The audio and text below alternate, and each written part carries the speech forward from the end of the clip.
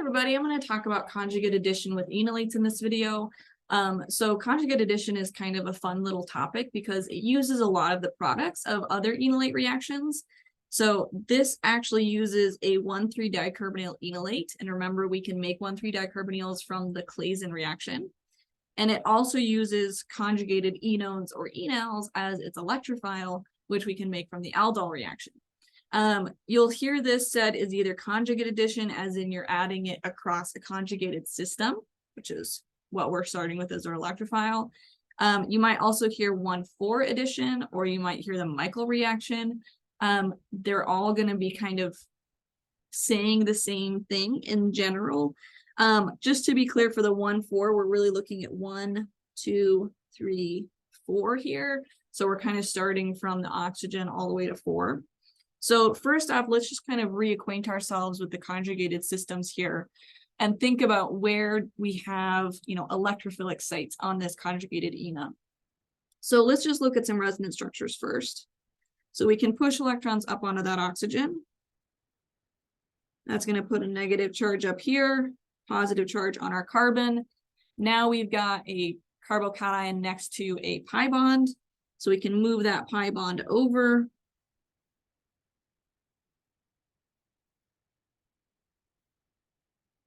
And then we can put our positive charge over at the side. So when we're looking at this, we can put our positive charge on carbons 2 and 4. So that's where we get the 1,2 addition or the 1,4 addition. So just as kind of a reminder, a lot of times when we've seen 1,2 addition, it's generally some kind of strong nucleophile like a Grignard or an organolithium.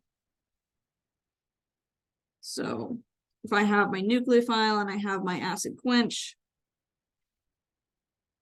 that nucleophile would come add here, push electrons up. And then eventually I'd get protonated.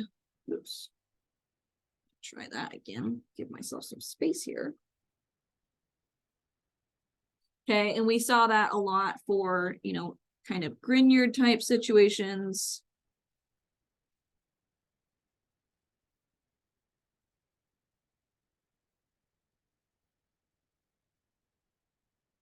Hydrides, other things, and this would be a 1,2 addition.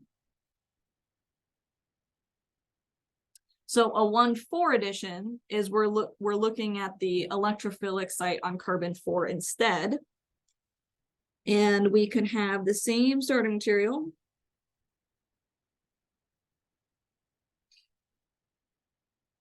We can use a nucleophile.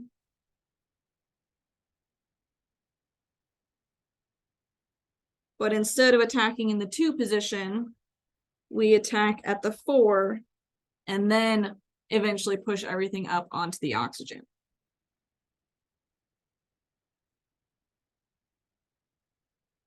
Okay, and then once we get here, I'm going to move this actually. Once we get to this, it's basically an enolate, right? So once we get to that enolate, if we do our acid quench, that enolate is going to get protonated and get us back to a ketone. And then we have done our 1,4 addition.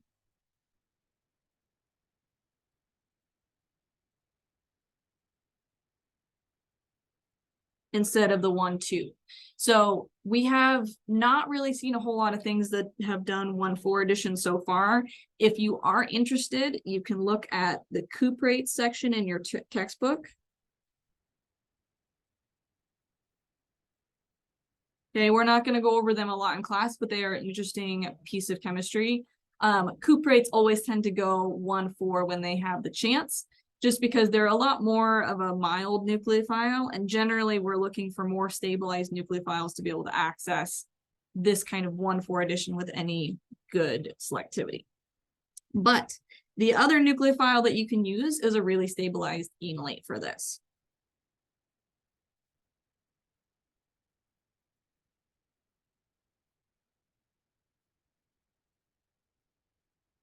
Okay, so we're going to focus on the enolate side of it right now.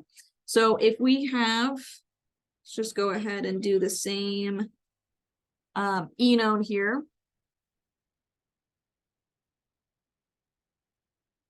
And then we throw in a 1,3-dicarbonyl.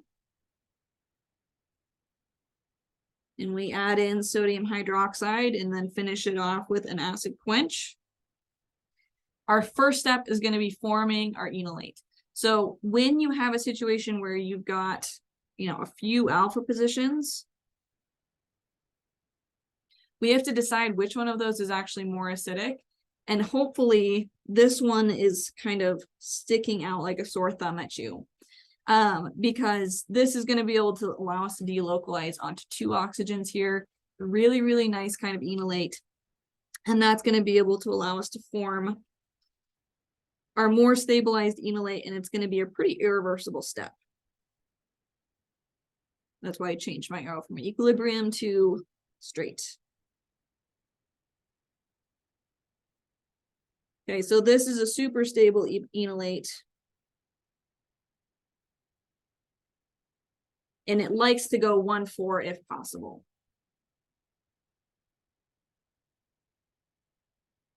I just lost my way on spelling prefer.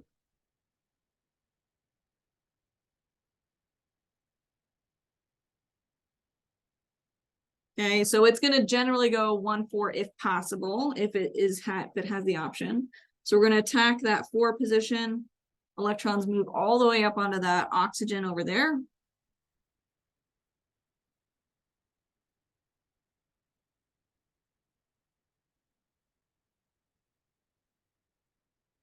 We've got a new bond, and I'm just going to add some numbers here. So 1, 2, 3, 4, 5, 6, 7, 8, 9. Okay. 5, 6, 7, 8, 9. Nope.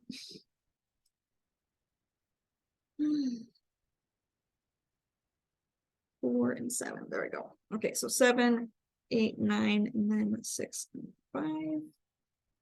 Okay, so now we've got ketone on 6, ketone on 8. And everything else looks good. Okay, so we get to here. And then all we need to do is do a proton transfer.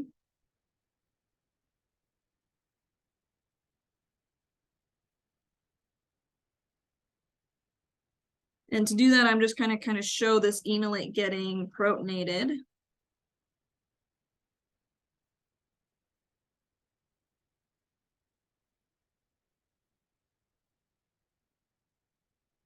And then we end up getting our 1, 2, 3, 4, 5, 1,5-dicarbonyl.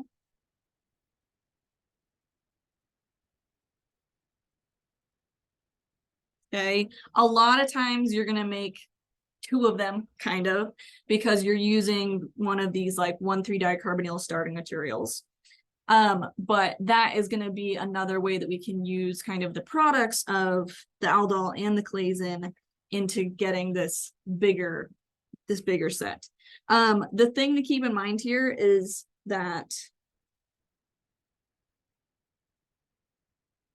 we're looking at this bond as the bond that we made. So it can be a little bit tricky to kind of identify that. So we got to make sure that we're looking kind of large at the whole molecule, because our retrons for synthesis are getting bigger and bigger. Like they're getting farther apart because we're making bonds kind of farther away. So it can be a little bit tricky to spot it. So it does take some practice here. So just a few things to keep in mind with the conjugate addition. If you use a regular enolate,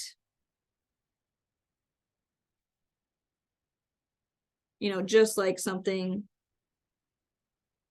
simple, like an acetone one or something, it will give a mixture of 1, 2, and 1, 4.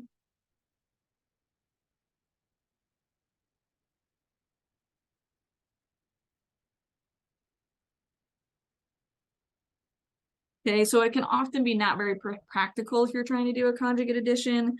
But if you are trying to do conjugate addition, using a highly stabilized enolate is going to be the way to go.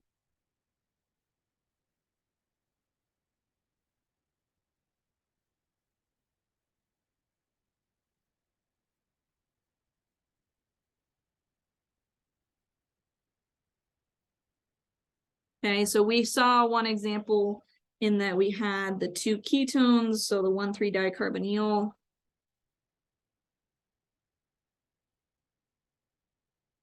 You know, you could have esters, either 1 or 2. You could have a nitrile on there.